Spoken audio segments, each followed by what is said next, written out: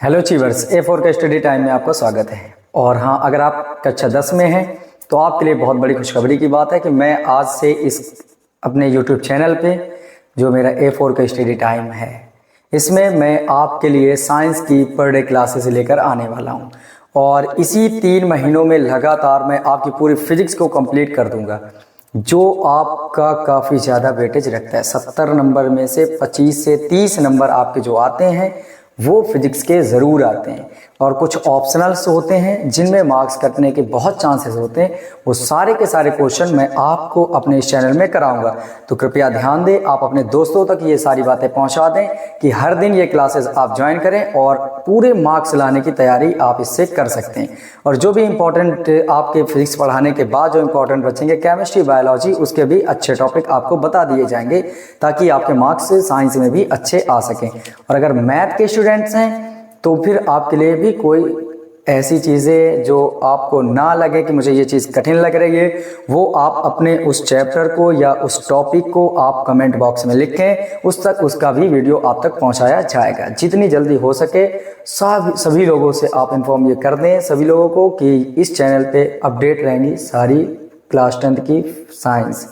और हर दिन पढ़ें मेहनत के साथ, और अगर एक बार आप पढ़ते हैं तो शायद आपके सारे डाउट्स खत्म हो जाएंगे अभी से। तो शुरुआत करते हैं आपके कक्षा 10 के चैप्टर नंबर 1 से, जो कि हमारा है प्रकाश का परावर्तन तथा अपवर्तन। तो इसमें से सबसे पहली जो घटना होती है वो होती है परावर्तन। परावर्तन के बारे में मुझे पढ़ना है। सबसे पहली जो घटना है परावर्तन।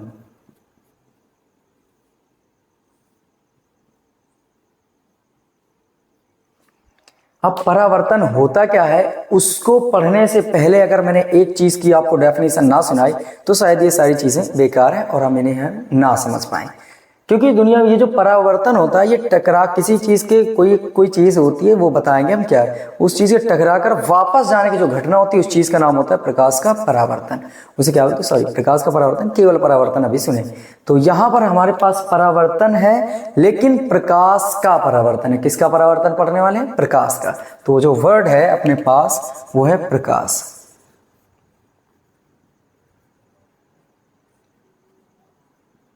प्रकाश का परावर्तन। अब ये सारी बातें स्टार्ट होती हैं चैप्टर की, और यहां से शुरू होता है पहली डेफिनेशन, प्रकाश का परावर्तन।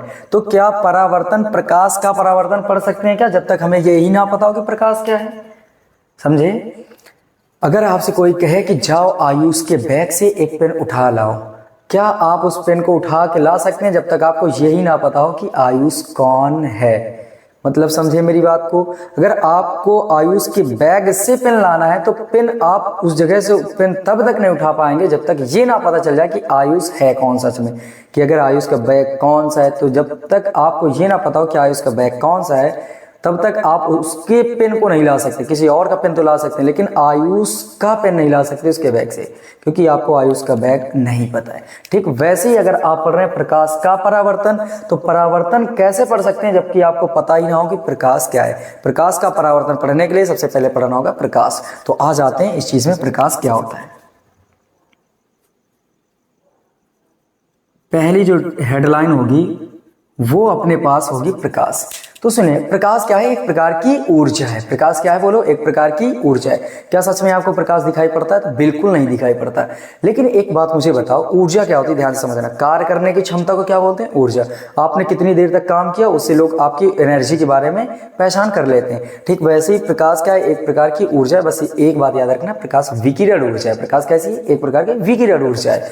यहां पर हम लोग क्या बोलेंगे? प्रकाश एक प्रकार की विकिरण ऊर्जा है। प्रकाश एक प्रकार की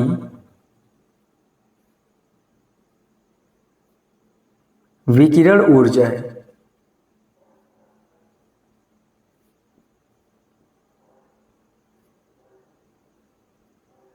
समझ आ गई? प्रकाश क्या है? एक प्रकार की विकिरण ऊर्जा है। फिर आगे कुछ इसकी क्वालिटी के बारे में यहीं पर बता दिया जाता है कि ये स्वयं अदृश्य होता है। प्रकाश कैसा होता है? अदृश्य होता है। कभी आप ये मत सोचे कि मुझे यहाँ लाइटें दिख रही हैं आसपास, ये सारी चीजें लाइटें हैं, और यहाँ मुझे धूप दिखती है, वो धूप भी एक लाइट है एक प्रकार की। तो आपको धूप नहीं दिखती सच में। वो जो आप प्रकाश के बारे में इमेजिन कर रहे हैं ना कि मुझे प्रकाश दिखता है, वो प्रकाश नहीं दिखता। प्रकाश आती है, लाइटें पड़ती हैं दीवारों पर, या किसी वस्तु पर पड़ती है तो वो वस्तुएं हमें दिखाई पड़ती हैं, सच में प्रकाश नहीं दिखाई पड़ता। सोचो कि अगर आपको ऐसा लगे कि प्रकाश हमें दिखाई पड़ता है तो वस्तुएं पर ऐसा गलत है। ये जैसे ये मार्कर है मेरे पास, ये मार्कर क्यों दिख रहा है? क्योंकि इस पर लाइट आ रही है, वो हमें नहीं दिख रही है, लेकिन वो लाइट इस पर टकराती है, टकराने के बाद आंखों तक जाती है, इसकी इमेज बनती है। तीसरा चैप्टर है आपका मानव नेत्र, उसमें पढ़ाया जाएगा आपको आसानी से कि इस पर प्रकाश पड़ता है, इससे टकराती है, वो अभी सीखेंगे परावर्तन में। टकराने के बाद हमारे आंखों पर जाती है, आंखों के जो रेटिना होते हैं वहां पर ये इनके प्रतिबिंब बनता है, उल्टा बनता है। फिर दिमाग को इंडिकेटर पहुंचते हैं कि ऐसा करो कि आपके पास कोई व्यक्ति आया जो कि उल्टा है, तो दिमाग तुरंत उसे सीधा कर देता है और हम समझ जाते हैं कि ये क्या है, एक मार्कर है। तो ध्यान रखें, प्रकाश कैसा होता है? स्वयं एक अदृश्य होता है, लेकिन इसकी सहायता से हमें वस्तुएं दिखाई पड़ती हैं। समझ गए होंगे? इसके आगे थोड़ा सा मैं लिख दूं, यह स्वयं अदृश्य होता है, यह स्वयं अदृश्य होता है,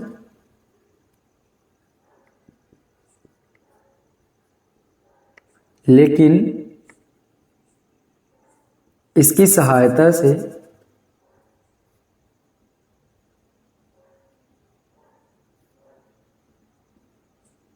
वस्तुएं दिखाई पड़ती हैं।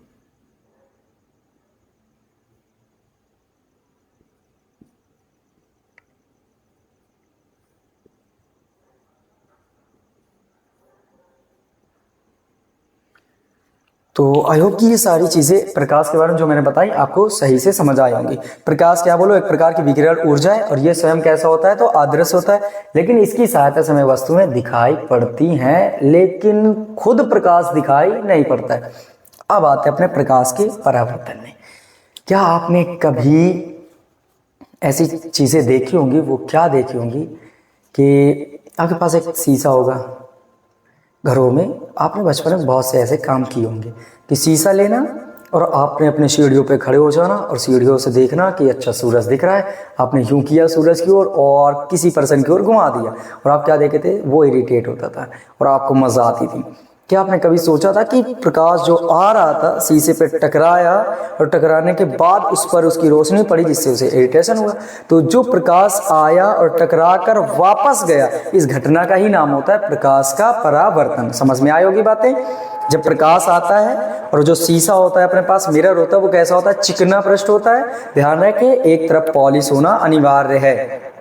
तो क्या होता है यहाँ पर? अच्छा, जरूरी भी नहीं, क्योंकि कुछ चीज़ों कुछ ऐसी होती मैं अभी दिखाऊंगा, पर यहाँ पर एक बेसिक सी बात है कि एक तरफ पॉलिश होना अनिवार्य है। सुनिए कैसे। अगर मैंने ये कहा कि प्रकाश आया और मिरर पर टकराया, मतलब चिकने सतह से टकराया और टकराकर पर उसी माध्यम में वापस हुआ। उसी माध्यम का मतलब समझना भी वो बाद में हम सिखा देंगे, क्या है अभी सिखाएंगे, पहले इसको सुन लो केवल। तो प्रकाश आया, पड़ा, पड़ने के बाद टकराकर उसी दिशा में गया, ऐसे है और उधर ही चला गया। तो ये जो घटना हुई, इस घटना का नाम होता है प्रकाश का परावर्तन। तो क्या बोलेंगे? बताओ मिरर कैसा होता है? उसका चिकना पृष्ठ होता है। कैसा होता है? चिकना पृष्ठ। क्या आप कभी, अगर मैं कहूं कि आप एक बोरा ले जाएं और बोरे को उतना ही छोटा ले ले, उससे बड़ा ले ले, बहुत बड़ा ले ले, मर्जी आप ले ले, आप सीढ़ियों पे खड़े हो जाओ, धूप की तरफ ले जाओ, क्या अब भी प्रकाश आप किसी पर्सन तक पहुंचा सकते हैं? तो आंसर होगा नहीं। पता है क्यों? क्योंकि आपके पास बोरे में जितना प्रकाश आएगा वो टकरा कर वापस नहीं जाएगा। क्यों? क्योंकि आपके पास जो बोरा है वो चिकना नहीं है, खुरदुरा है वो, तो उसमें जितना प्रकाश पड़ता है वो एब्जॉर्ब हो जाता है या कुछ छिद्रों की सहायता से निकल जाता है, उधर टकरा कर वापस नहीं जाने पाता, या जाता भी है तो लगभग जीरो के आसपास जाता है, नगण्य मात्रा में, वो हमें दिखाई भी नहीं पड़ता ढंग से। तो क्या आप मेरी बात समझ पाए कि प्रकाश का परावर्तन किससे होता है? चिकने पृष्ठों से। किससे होता है? चिकने पृष्ठों से। तो इसकी परिभाषा क्या बनेगी? मैं यहां लिख देता हूं। जब प्रकाश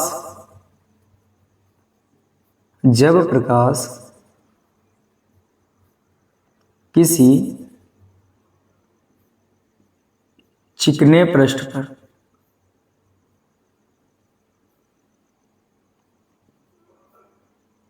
पड़ता है तो वह उस सतह से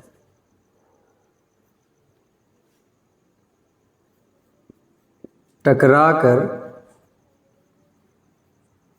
पुनः उसी माध्यम में वापस लौट जाता है। उसी माध्यम में वापस लौट जाता है।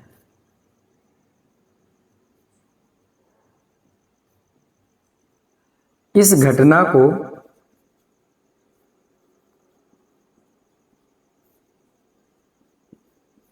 प्रकाश का परावर्तन कहते हैं।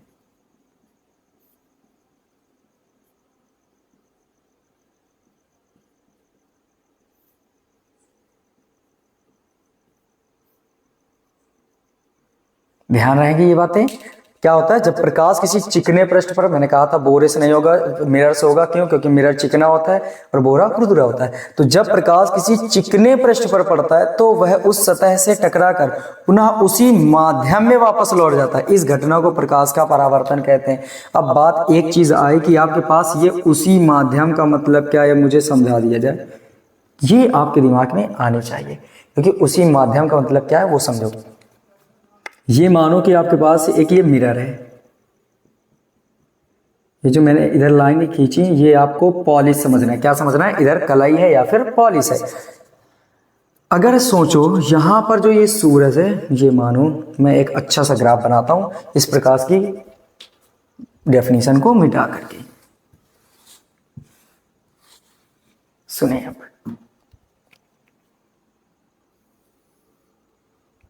ये मानो यहां पर एक सूरज है, हंसता खेलता अपना सूरज।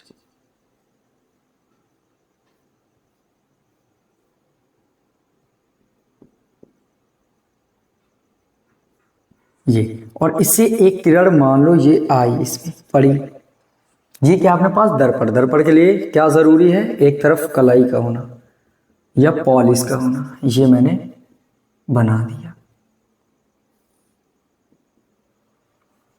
तो ये प्रकाश किरण आई, ऐसे आई और इस पर पड़ी। पड़ने के बाद तुमने देखा होगा, अगर आप सूरज उधर की ओर है, समझना सूरज उधर की ओर है, तो आप ऐसे लेकर के हल्का सा ऐसे डाइवर्ट करते थे, उधर से आना, इधर की ओर से आना। क्या समझे? ऐसे आती है और टकरा कर ऐसे निकल जाती है, इस तरह से, और ये ऐसे निकल जाती है। अगर हम ध्यान से मेरी बात समझना, यहां पर एक अभिलंब खींच दें ऐसे, सॉरी तिरछा हुआ,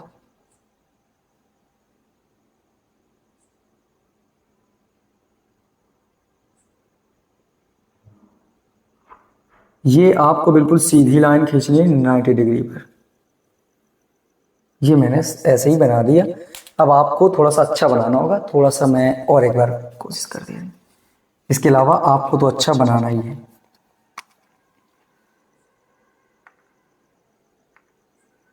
ये मैंने खींच दिया। इसको नाम देंगे अभिलंब। क्या नाम देंगे? अभिलंब। नॉर्मल है ये। यहां से जो ये प्रकाश किरण आ रही है, तो आने वाली प्रकाश किरण का नाम होता है आपतित किरण।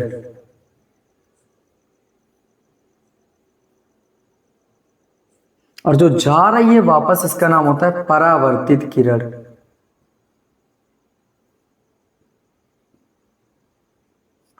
बिल्कुल मन लगाकर पढ़ते रहना। 1 घंटे की क्लास होगी आपकी मैक्सिमम, और उस 1 घंटे में आप शायद सारी चीजें सीख जाएंगे जो आपने अभी तक कभी भी इमेजिन ना की होंगी, वो तक चीजें सिखाएंगे। इसमें क्या होता है कि ये जो प्रकाश किरण आई है उसका नाम होता है आपतित किरण, जो जा रही है उसका नाम परावर्तित किरण।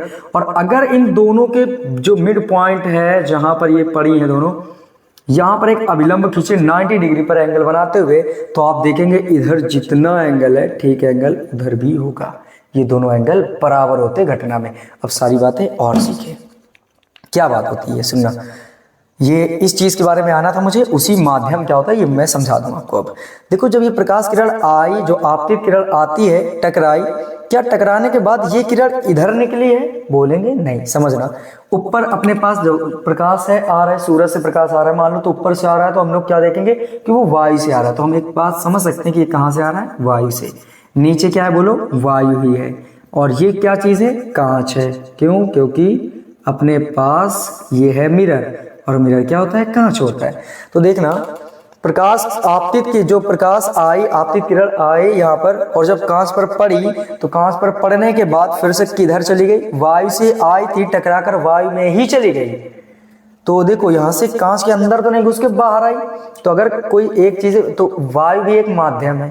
कांच भी एक माध्यम है, जल भी होगा तो माध्यम, मतलब जो वस्तुएं होती है ना, जितनी भी चीजें, वो सब के सब क्या बनते चले जाते हैं, माध्यम। तो देखो यहाँ पर प्रकाश के परावर्तन की घटना में एक खास बात है कि अगर वायु से आ रही है तो टकराकर फिर से कहाँ चली गई, वायु। देखो वायु ही तो है ये पूरे में, वायु तो वायु से ही टकराई, वायु में ही चले गए। इसी वजह से इसको बोलते हैं कि तो वह उस सतह से टकराकर पुनः उसी माध्यम में वापस लौट जाती है। इस घटना को प्रकाश का परावर्तन कहते हैं। अब बात आती है कि यहाँ पर परावर्तन के क्या कुछ नियम हो सकते हैं, तो बिल्कुल जरूर है। यहाँ पर प्रकाश परावर्तन के नियम होते हैं 2। इसके बाद हम लोग क्या पढ़ेंगे, प्रकाश के परावर्तन के नियम।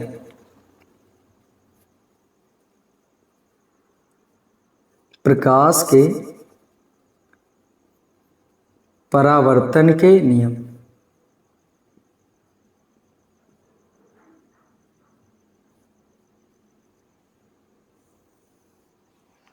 आ जाते हैं प्रकाश परावर्तन के नियम में। हाँ, इसके बारे में थोड़ा सा और मैं अब डिटेल्स में बताऊं। ये आपतित किरण है तो इसको इंसिडेंस रे बोलते हैं, इसको रिफ्लेक्टेड रे बोलते हैं। तो इंसिडेंस के लिए आई यूज करते हैं, मतलब आपतित किरण है तो यहाँ पर जो आपतित किरण और आपतित किरण अभिलंब के बीच जो बना कोण है उसको बोलते हैं आपतन कोण। आपतन कोण। और जो परावर्तित किरण अभिलंब है उनके बीच बने कोण को परावर्तन कोण कहते हैं। परावर्तन कोण, और इसे R से डिनोट कर देते हैं। ये बात ध्यान रखनी होगी आपको। अब चले आते हैं कि 2 नियम क्या होते हैं।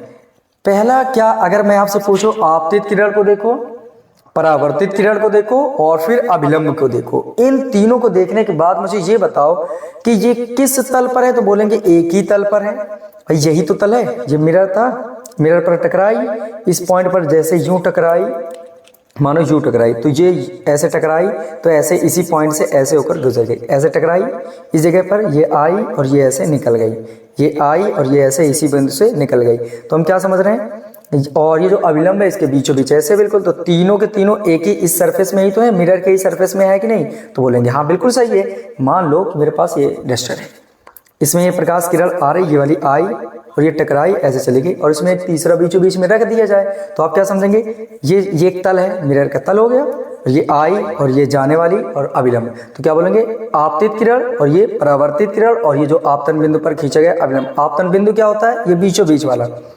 ये तीनों के तीनों कहां पर होते हैं, एक ही तल पर होते हैं। ऐसा होता है तो देखते हैं, हाँ सही बात है। तो बस यही एक नियम है। पहला नियम क्या है, आपतित किरण, परावर्तित किरण और आपतन बिंदु, इस बिंदु का नाम क्या होता है, आपतन बिंदु। आपतन बिंदु पर खींचा गया अभिलंब तीनों के तीनों एक ही तल पर होते हैं। तो मैं इसे लिखता हूं। पहला नियम क्या होता है, आपतित किरण, आपतित किरण कॉमा परावर्तित किरण, कहां से हटाएं, यहां से, परावर्तित किरण तथा आपतन बिंदु पर, आपतन बिंदु पर खींचा गया अभिलंब, खींचा गया अभिलंब तीनों एक ही तल पर होते हैं।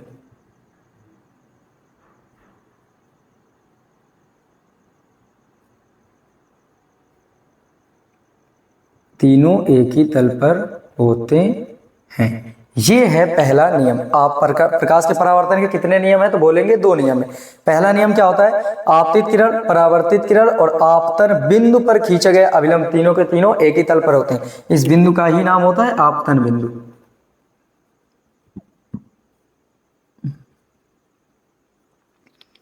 आपतन बिंदु क्या होता है, अगर परिभाषा आपको सुनना है तो सुन लो, आपके मतलब की है नहीं, बस आपको सुनना काफी जरूरी है, सुन भी सकते हैं।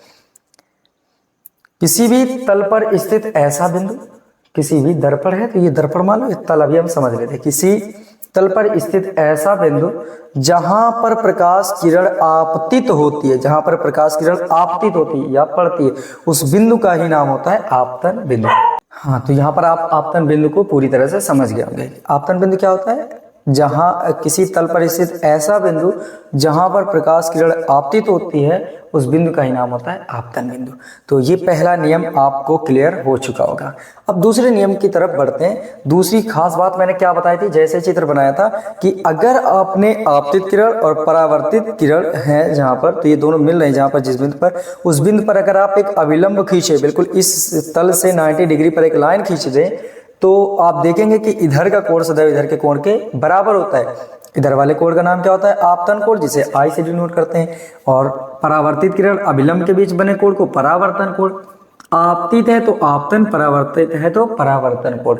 आपतन कोण को आई से, परावर्तन कोण को आर से डिनोट करते हैं। तो अगर मैं बोलूं कि मैंने कहा कि इधर के मान के सदैव बराबर होंगे, तो आप क्या कह सकते हैं, दूसरा नियम ये कहता है प्रकाश के परावर्तन का कि आपतन कोण आई का मान सदैव परावर्तन कोण आर के मान के बराबर होगा। तो इस चीज को भी मैं लिख देता हूं।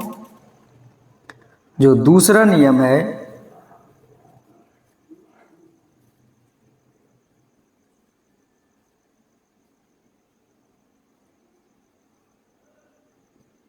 आपतन कोण आई का मान सदैव परावर्तन कोण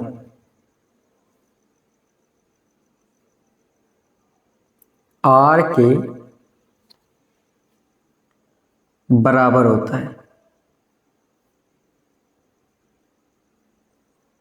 और यहां पर आपको लिख देना होगा एंगल आई, ये एंगल कोण का सिंबल है, चिन्ह, एंगल आर, आई कोण बराबर होगा आर के। तो यहां से हम लोगों ने दो टॉपिक अपने कर लिए क्लियर। पहला क्या, प्रकाश का परावर्तन क्या होता है, और दूसरा क्या, प्रकाश के परावर्तन के नियम। और इससे भी पहले अगर हम लोग देखें तो वो चीज हम लोगों ने क्या पढ़ी थी, प्रकाश। तो यहां पर आज हम लोगों ने अभी 3 चीज पढ़कर तैयार कर ली। प्रकाश क्या है, प्रकाश का परावर्तन क्या होता है, और प्रकाश परावर्तन के नियम कितने होते हैं और वो क्या होते हैं, ये मैंने समझा दिया। और ग्राफ का समझाना जो था वो भी मैंने सारी चीजें समझा रखी। अब इस परावर्तन के हिसाब से मैंने कहा दर्पण से ये होता है, दर्पण से आपने देखा होगा नॉर्मली, पर क्या आपने कभी देखा है कि चम्मच में भी आप अपने आप को देख सकते हैं, देख सकते हैं ना, बिल्कुल सही। आप घर के हर एक चमकीले बर्तन पर देख सकते हैं। और ये जो आपके पास फोन है, सेल फोन है, उसमें भी आप अगर स्क्रीन ऑफ कर देते हैं, ब्लैक कलर हो जाती, तब भी आप अपने आप को देख सकते हैं। हर किसी में एक चीज कॉमन सी है सॉरी, ये हर एक जो भी आप जितनी चीजें मैंने बताई, इन सब में से एक बात कॉमन है कि आप देख रहे होंगे हर एक चीज वो कैसी होती है, चिकनी होती है, जिससे आप खुद को देखते हैं। कभी आप बोरे पे खुद को ना देख पाएंगे, कभी भी कागज पे आप खुद को ना देख पाएंगे। लेकिन अगर मैं ये बोलूं कि ब्लैक कलर की सीट है आपके पास कोई और बहुत ही चमकीली है, तो आप उस सीट में भी खुद को आप देख पाएंगे। क्या ये मेरी बात सत्य है? तो बिल्कुल सही है। तो आप ये समझ गए होंगे कि प्रकाश के परावर्तन के लिए चिकनी सतह का होना बहुत जरूरी है। चिकना पृष्ठ बोले या सतह बोले, उस सतह बोले या फिर पृष्ठ बोले, तो चिकना पृष्ठ का होना बहुत जरूरी। और यहाँ एक खास बात, ये ट्रांसपेरेंट नहीं होना चाहिए। जैसे कि एक सादा कांच ले लें आप, एक सादा कांच ले लें प्योर, और वो रंगीन भी ना हो, रंगीन नहीं होना चाहिए, रंगीन नहीं है और ट्रांसपेरेंट है, आर पार दिखता है। क्या खुद को आप देख पाएंगे? तो बोलो नहीं देख पाएंगे। क्यों? क्योंकि हम इस तरफ से देखेंगे तो उधर सीधे आर पार हमें दिखाई पड़ेगा। तो आप ध्यान रखें, जो चीजें हैं प्रकाश परावर्तन के लिए, पहली चीज क्या होना चाहिए? चिकने पृष्ठ का होना चाहिए, फिर प्रकाश का होना चाहिए, क्योंकि प्रकाश का परावर्तन पड़ रहे हैं और वो टकरा कर किस माध्यम में जाती है, तो बोलेंगे उसी माध्यम। उसी माध्यम का मतलब अगर वायु से आ रही तो वायु में ही चली जाती है। बात है क्लियर? अब बढ़ते हैं अगले एक टॉपिक में जिसका नाम होगा दर्पण। तो इस दर्पण को हम बता देते हैं अभी, या इस टॉपिक को कल कर देते हैं, क्योंकि टॉपिक में से आपको पढ़ना होगा दर्पण, फिर दर्पण के प्रकार क्या होते हैं, फिर दर्पण से संबंधित कुछ परिभाषाएं होती हैं। इन सारी परिभाषाओं को हम क्लियर करेंगे कल के दिन, क्योंकि अब वीडियो बहुत लंबी नहीं होनी चाहिए। आपको ध्यान रखना है कि जितनी छोटी छोटी वीडियो आपको मन उतना ही लगेगा। तो फिर आज के लिए बस इतना ही करते हैं। अगर कोई भी चीज़ ऐसी जो आपको ना समझ आई हो, या दर्पण से रिलेटेड कोई भी क्वेश्चन आपके दिमाग में चल रहे हो, जिस तरह के भी चल रहे हो, आप कमेंट बॉक्स में करें। आपको हर 100% मैं आपको ये वादा करता हूँ आपसे कि वो सारे जवाब आप तक पहुँचाए जाएंगे। और ध्यान रखें, आप इन 3 महीनों में खुद और अपने दोस्तों को, हर किसी को बताया जाए कि इस चैनल पे प्रॉपर वीडियो डाली जाएंगी। और आपको ये वीडियो पाने के लिए मेरे चैनल को सब्सक्राइब करना होगा, और आप कर भी सकते हैं। ये आप पे डिपेंड करता है, करेंगे, ज़रूर करेंगे, क्योंकि आपको पढ़ना है तो आप करेंगे और नोटिफिकेशन आप तक पहुंच जाएंगे। Thank you so much.